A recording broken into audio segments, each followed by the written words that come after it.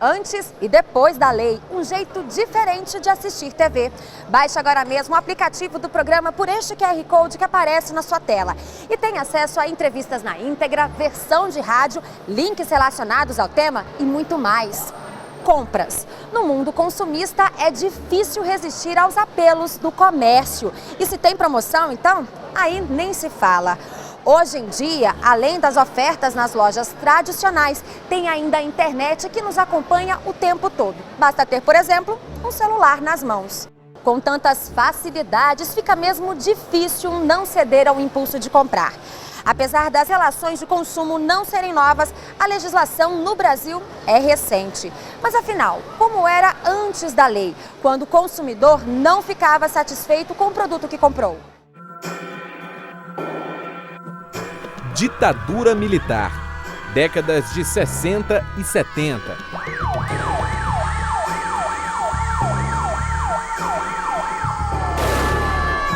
O preço da gasolina estava nas alturas. O litro subiu mais de 5%. O quilo do filé mignon, 1,3%. E o Fusca, o carro mais popular da época, registrou alta de 760%. As décadas foram marcantes para o surgimento do movimento de defesa do consumidor no Brasil. Naquela época não se tinha a menor ideia dessa menção, porque a única coisa que via ainda era o certificado de garantia. Acabou o certificado, pronto, a indústria perdeu qualquer responsabilidade perante você, né? E o prazo desse certificado era pequeno, né? Normalmente era pequeno, 6 meses, 3 meses. Paulo era um consumidor diferente. Mesmo com o país em crise econômica, ele conseguiu juntar dinheiro e comprar um Fusca. Tá vendo aí? Tirou até uma foto todo feliz com o carro. Mas ao apresentar defeito na parte elétrica, meses depois, o que era satisfação se transformou em decepção. O que ele fez foi direto na concessionária e depois de revisar o carro, afirmou ter solucionado o problema.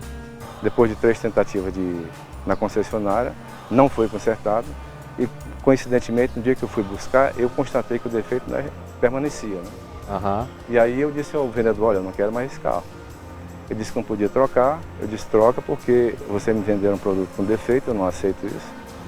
Ele me levou para o gerente, depois de uns 40 minutos de conversa, ele chegou à conclusão de que deveria ficar com o carro. 2 meses depois, Paulo recebeu a ligação do gerente da concessionária, pedindo para ele ir buscar um novo Fusca. Eu não vim aqui comprar um carro com defeito, se tem uma propaganda imensa, vocês não estão justificando a propaganda que vocês estão, né, praticando. Você acha que foi mais fácil pelo fato de você ter ido diretamente na concessionária e não ter acionado a justiça, por exemplo? Sem dúvida, sem dúvida. Até porque naquela época a justiça, não é, era além de continuar sendo muito morosa, né? Naquela época a gente estava em plena ditadura, que tipo de justiça você podia esperar? Né? Direito mesmo não, ninguém tinha. Só deveres e obrigações. Né? Com o problema solucionado, por que não colocar um som no carro? Na época, o toca-fita era a sensação do momento. A qualidade do som não era boa. Paulo foi à loja tentar a substituição. E olha só o que o vendedor diz. Disse que eu fosse assistência técnica. Eu digo, eu não vou porque eu não comprei assistência técnica. Né? Aí eu disse a ele, olha, eu vou fazer uma carta para vocês, não vou pagar enquanto vocês não resolverem isso. Aí eu comuniquei por escrito ao departamento financeiro e jurídico deles, né?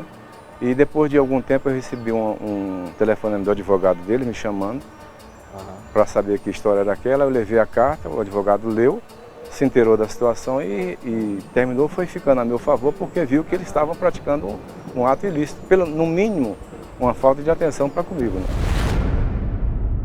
Prejuízos materiais em relação ao mau funcionamento de produtos eletroeletrônicos eram as reclamações mais comuns que chegavam na Associação de Proteção ao Consumidor, criada em 1975, uma das primeiras instituições privadas de defesa do consumidor no país. Outra queixa comum estava relacionada ao desrespeito aos preços tabelados pelo Conselho Interministerial de Preços, o CIP, que já não existe mais. Entre 1968 e 1991, o Conselho era responsável por analisar os pedidos de aumento de preços dos produtos solicitados pelos fabricantes. Existe toda uma pletora de ações administrativas que são anteriores ao Código de Defesa do Consumidor, que serviam para proteger o consumidor como a gente considera hoje. Só que elas eram intervenções esparsas e não tinham esse sentido. O Código de Defesa do Consumidor, né, ele realmente foi uma mudança de paradigma. Nessa mesma época também foi criado o Sistema Estadual de Defesa do Consumidor em São Paulo, o primeiro PROCON estadual brasileiro que teve como objetivo inicial mediar conflitos nas relações de consumo e promover acordos. Com o crescimento dos atendimentos em 1981, as reclamações começaram a ser manchetes na editoria de cidades dos principais jornais brasileiros. Problemas causados por alimentos contaminados, além de acidentes de consumo e venda irregular de imóveis, eram as maiores queixas.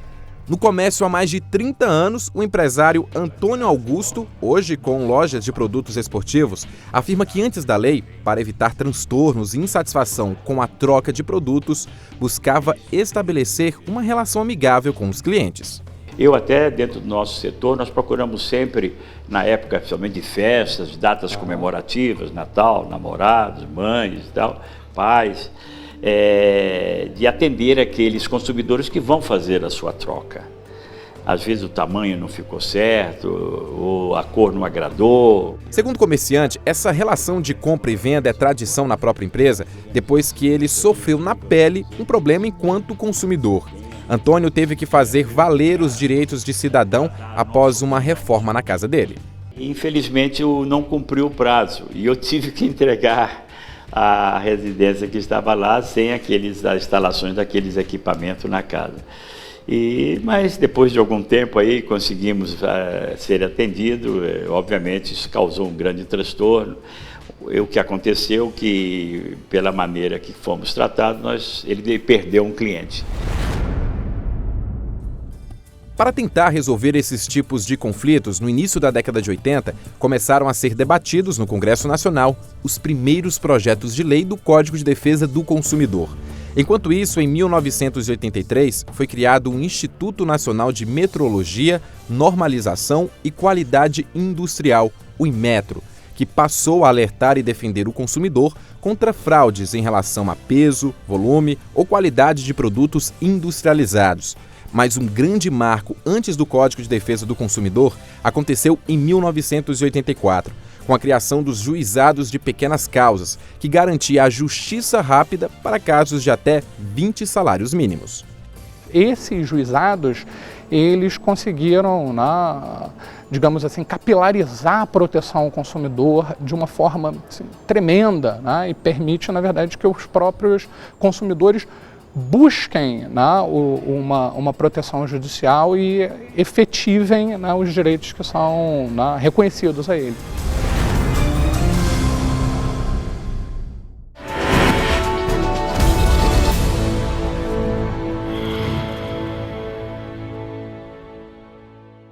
Você está sempre conectado ao Facebook? Nós também. Atualizamos a página do STJ o tempo todo.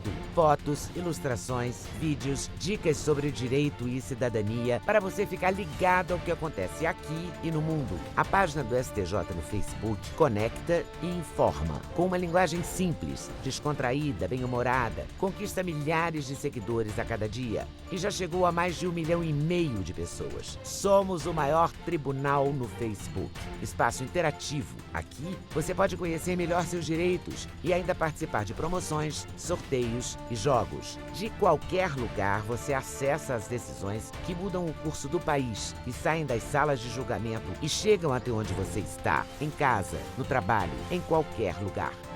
Acesse facebook.com/STJ Notícias. Superior Tribunal de Justiça, o Tribunal da Cidadania.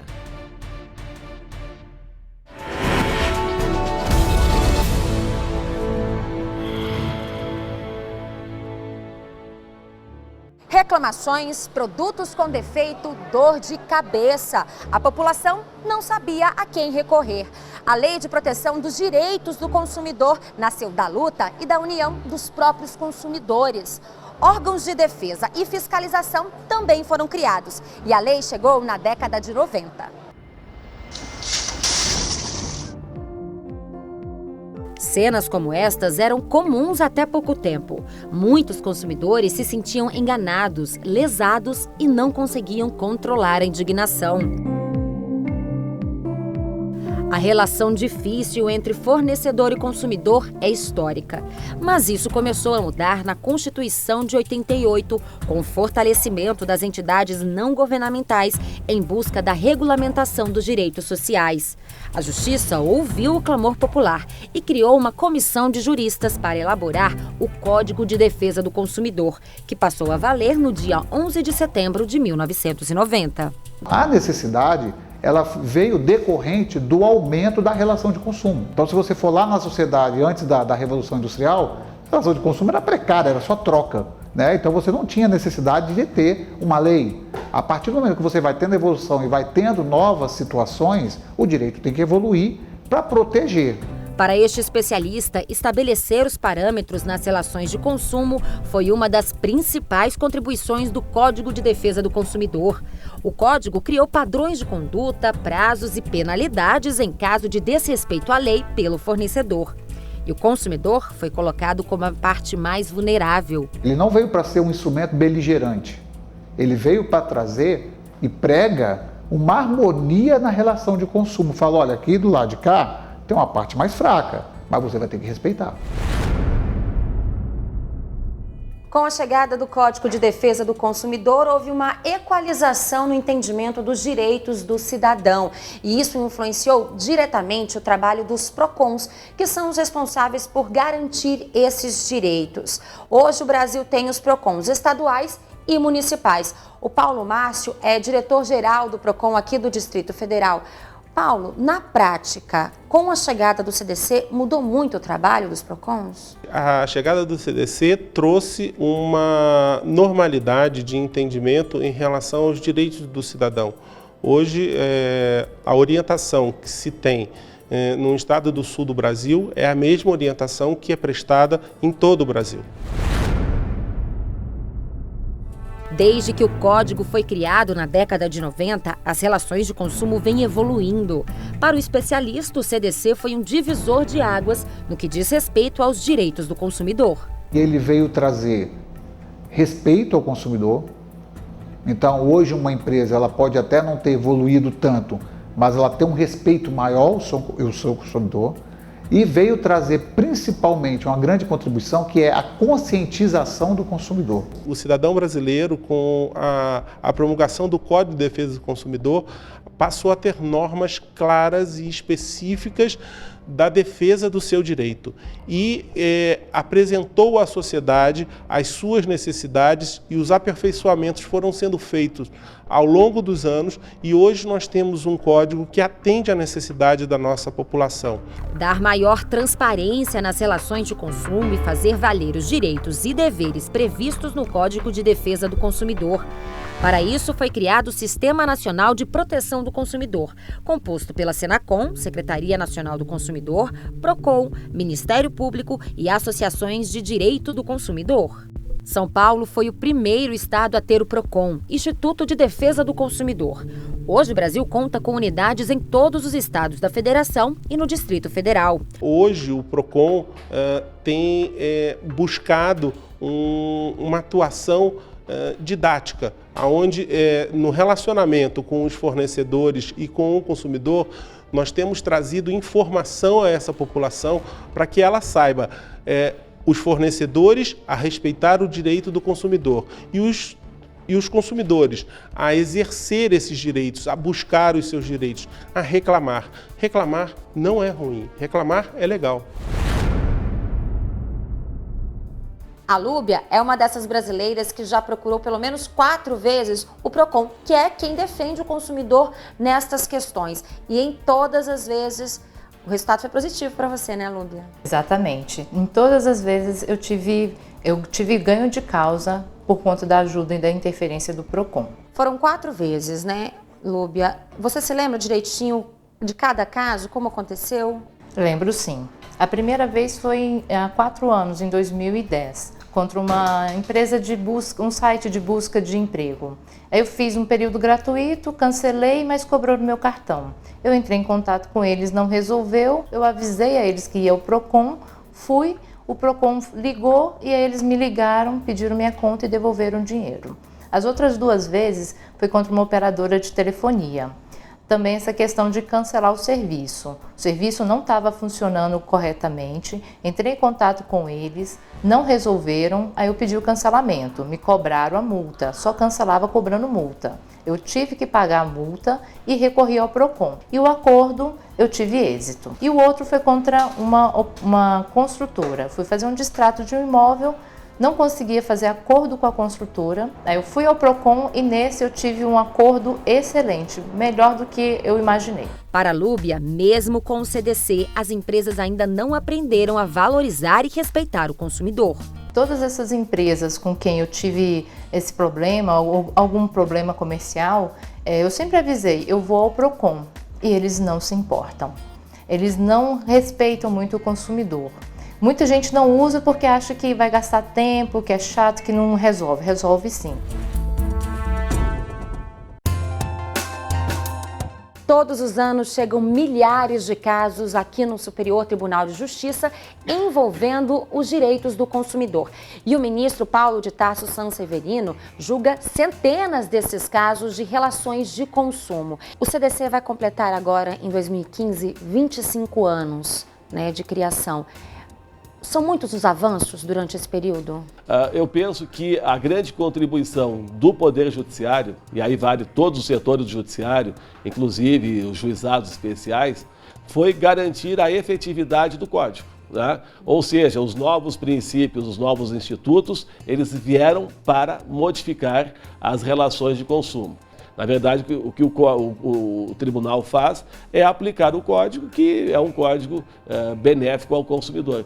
Mas, eventualmente, não vamos esquecer que, eventualmente, nós também temos consumidores de má fé. E aí, nesses casos, o tribunal também faz a distinção e também faz o controle. Ou seja, o código veio para melhorar e garantir um melhor serviço e a melhor prestação desse serviço, né? Com certeza, exatamente. Na minha opinião, o grande benefício do código é essa mudança de cultura nas relações entre consumidores e fornecedores.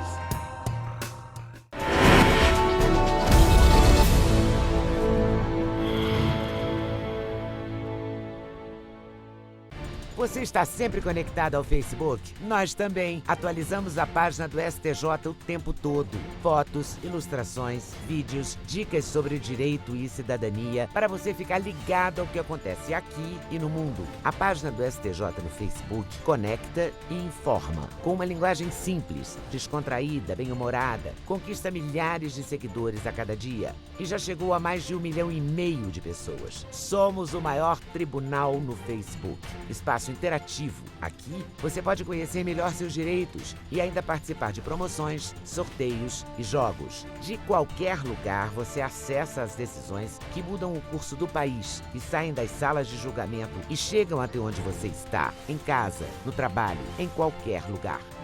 Acesse facebook.com/STJ Notícias. Superior Tribunal de Justiça, o Tribunal da Cidadania.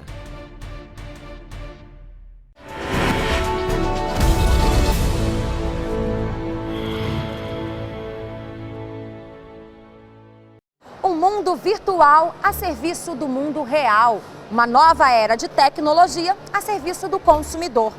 As vendas na internet crescem a uma velocidade inacreditável. Por outro lado, da mesma forma, aumentam as queixas. E o código, que completa 2 décadas e meia, tem que acompanhar essa nova realidade. Marcela fez uma pesquisa em várias lojas até encontrar o fogão que tanto queria. Eu pesquisei bastante nas outras lojas, aqui o preço está mais em conta.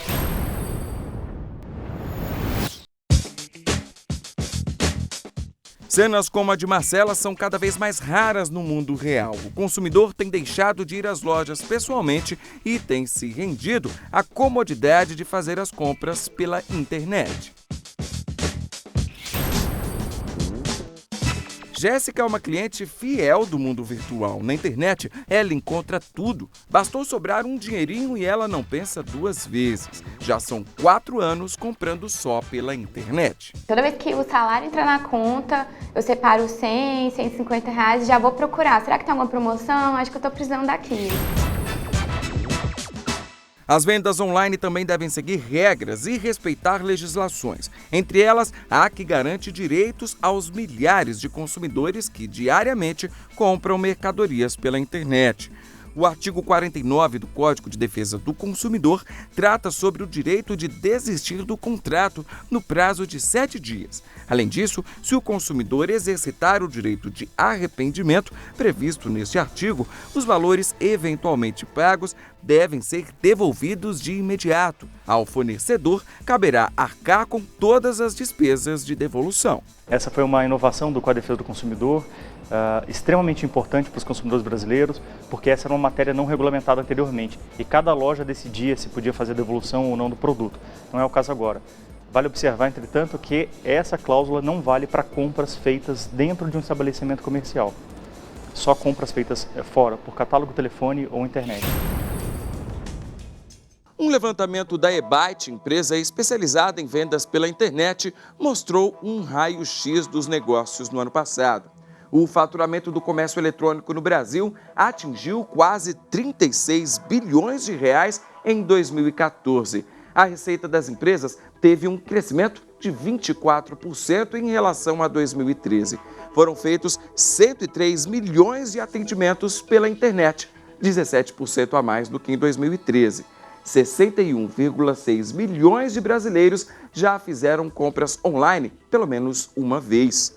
Outro dado interessante: de cada 10 compras online, uma é realizada por meio de smartphone ou tablet.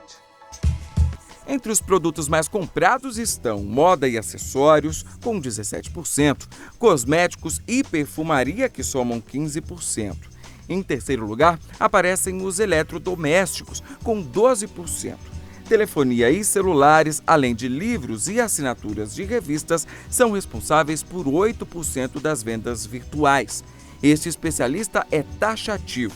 O comércio eletrônico veio para ficar. O comércio eletrônico cresce a uma taxa de 25% ao ano. Se o mercado virtual veio para ficar, cresce sempre a uma taxa muito maior do que o mercado físico. E possibilita questões extraordinárias. Por exemplo, é possível você comprar produtos em vários países, fazendo com que essas fronteiras fiquem mais fáceis, mais flexíveis aos consumidores.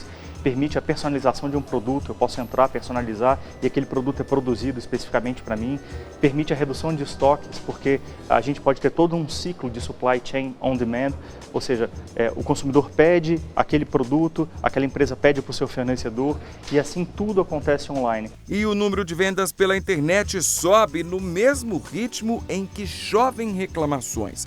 Segundo dados do Procon do Distrito Federal, as queixas nesse quesito aumentaram 18,4% entre 2013 e 2014. No ano passado, 2.137 consumidores precisaram da intermediação do órgão de defesa para conseguir receber o produto comprado ou reembolso.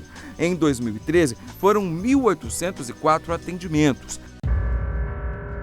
Fernando quis fazer uma surpresa para a esposa. Comprou para ela um netbook pela internet. Ele pagou o boleto no banco, mas até hoje, Raira não recebeu o presente. Eles nunca mandaram. Eu sempre tenho contato com eles, sempre mandei e-mail, tive algumas respostas deles, mas não consegui receber o produto a hora nenhuma. Comprou esse netbook para mim usar na faculdade, né? E acabou que a gente foi surpreendido com essa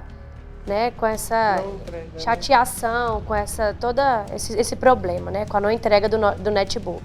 Quando o fornecedor não cumpre o prazo de entrega previamente informado, o consumidor poderá optar pela alternativa prevista no artigo 35 do Código de Defesa do Consumidor: rescindir o contrato com direito à restituição da quantia eventualmente antecipada, monetariamente atualizada e a perdas e danos. Quando o produto não chega, acontece a mesma coisa que se ele chegasse e o consumidor quisesse se arrepender da compra, né? Se chega e ele devolve, ele vai ter direito à restituição daquele valor que foi pago. Se o produto não chega, ele pode fazer o cancelamento da compra e receber aquele valor que pode ser que ele já tenha pago antecipadamente, por exemplo, no cartão de crédito. Para isso, o consumidor deve procurar, primeiramente, as empresas com quem ele fez a compra. E caso não funcione, o consumidor deve buscar ou o PROCON mais próximo ou, eventualmente, até a delegacia do consumidor da sua cidade. Em 2012, uma comissão de juristas encaminhou ao Congresso Nacional propostas de mudanças no CDC, que também envolviam o comércio eletrônico. O anteprojeto teve influência direta na regulamentação da atividade comercial pela internet, com o Decreto 7.962, de 15 de março de 2013. Além de incentivar a proibição de publicidade que leve o comprador ao engano e ao superendividamento. As propostas também possibilitaram o aumento da privacidade das informações do consumidor e segurança nas transações.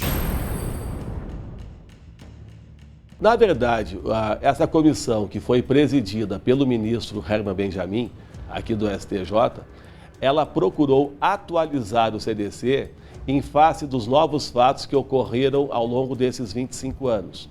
E aí 2 fatos se destacam. De um lado, as novas tecnologias e, de outro lado, a questão da facilitação do crédito. A alteração substancial no fornecimento de crédito dentro da sociedade de consumo. E com isso, esse é um fato positivo, né? Realmente, até os anos 90, havia uma retração muito grande no crédito. Posteriormente, especialmente nos anos 2000 em diante, há uma facilidade muito grande, inclusive com destaque para o cartão de crédito e a redução da utilização do cheque. Mas, ao mesmo tempo, isso enseja problemas. E um dos problemas é exatamente o superendividamento. Jéssica sabe que o mundo virtual é cheio de surpresas. Às vezes, uma ou outra compra acaba não agradando a jornalista. Mesmo assim, ela prefere não devolver. Para não ficar no prejuízo, ela encontrou uma solução. Criou um perfil em uma rede social para vender os produtos que ela não gostou. Vou criar um Instagram para, às vezes a roupa não serve em mim, às vezes o produto não era o que esperava, às vezes tem outra pessoa que gosta e funcionou. Eu tiro foto, publico, faço um texto criativo, ó, gente, tá verão, hein? Que tal comprar um vestido florido por R$25? O mesmo preço que eu comprei, só que com frete, né? Antes e depois da lei. Aqui você acompanha os direitos e deveres do cidadão, os passos da justiça e as decisões que mudaram histórias de vida. Agora também na Rádio Justiça. Sintonize 104,7 FM às segundas-feiras às 8h30 da noite, sábados e domingos às 10h40 da manhã. Nós temos um encontro marcado na próxima semana com mais uma lei que faz a diferença na vida dos brasileiros. Mas você pode participar. Mande um e-mail para antes e depois da lei @stj.jus.br com a sugestão de alguma lei que gostaria de entender melhor. E não se esqueça, a sua participação é muito importante para nós. Eu fico por aqui, obrigada pela sua companhia e até o próximo programa.